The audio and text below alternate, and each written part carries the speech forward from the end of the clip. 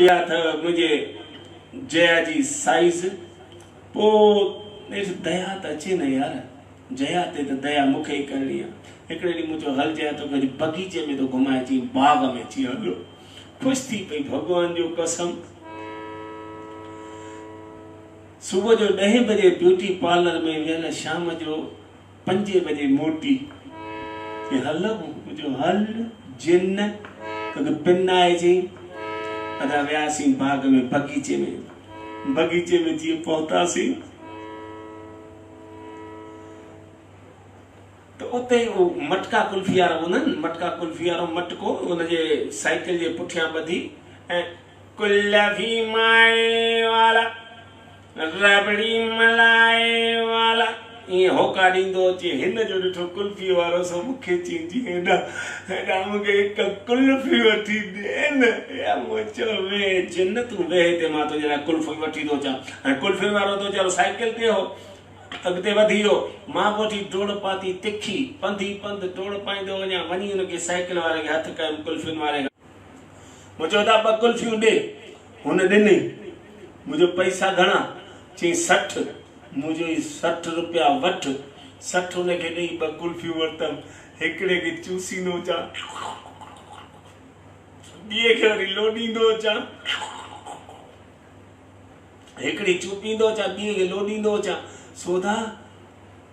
हाने हवा में जैसे जया ताईं पहुंचा तो वो जेका खान चूसिया पियो उन्हें मादा बटे गिगू गरियूं ए मुझी जेको सो कारी शर्ट ते अच्छी डिजाइन थे वई ए उन्हें में भी उन्हें खां पो जेका हथन में हुई जया जे लाए उहा जेको सो गरंदे मुझी बुशेट जी जेका सो बाहा बो जेको कारे मां अच्छी थी वई अची पहुतुस जया वट हेडा को जया जी का पुराने जमाने जी हिकड़ी का साहेड़ी हुई उहा का बाग में घुमण आई उन्हें जो जया के ॾिठो सो पुछी सी जया सच ॿुधाए तू आई किथे ची मां हिते ही आयां तुंहिंजे ॻोठ में पंहिंजे सावरन में मुंहिंजो घोट ते मुंहिंजो घर ते मुंहिंजी फैमिली ते मां हिते पणजी आई आहियां ची हां ची आओ बस ॻाल्हायूं वेठे तेरे में मां कुल्फी खणी वञी पहुतुसि ॾिनी जया खे मुंहिंजो वठ जया खे जी कुल्फी ॾिनी त हुनजी साहेड़ी चंडी मूं ॾे न्यारी वरी जया ॾे न्यारी वरी मूं ॾे न्यारी वरी जया खे ॾिठई चंडी मुंहिंजो गिटो पटियो मूं ॾे न्यारे मुंहिंजो गिटो पटी वरी जया ॾे न्यारी वरी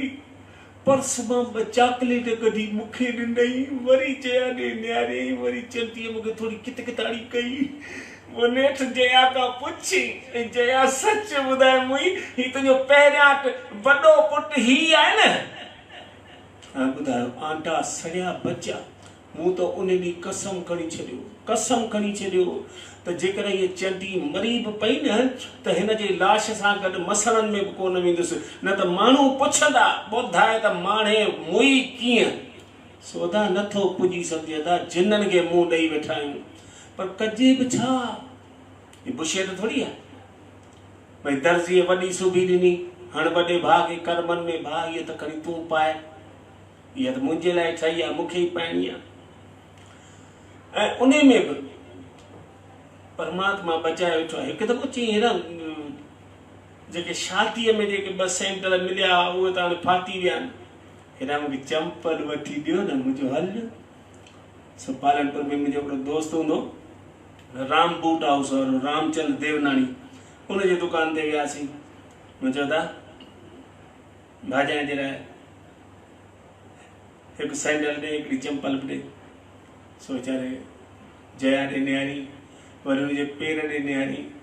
भगवान जो कसम मर्दानो नंबर भी न ठहेसि हाँ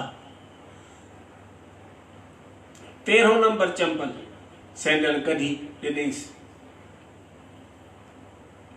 चई न इहो अञा माप में कोन थो अचे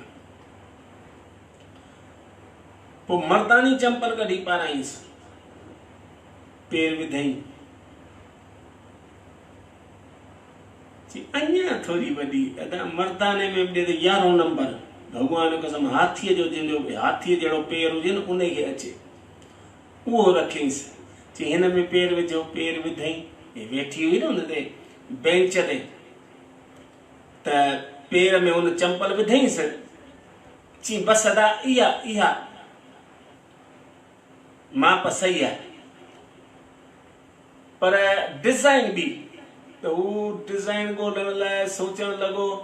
त हेठि उहो चंपल जा बाक्स पिया, त हू जया रड़कई, चई अदा राम भाऊ, ओ राम भाऊ। चई छा आहे? चई बसि हाणे ॿी न ॻोल्ह, मूंखे डिज़ाइन बि इहा वणी वई आहे ऐं जेको आहे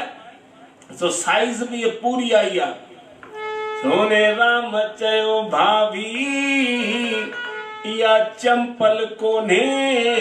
इहो चंपल जो बॉक्स आहे जंहिंमें तो पंहिंजो पेर विधो आहे।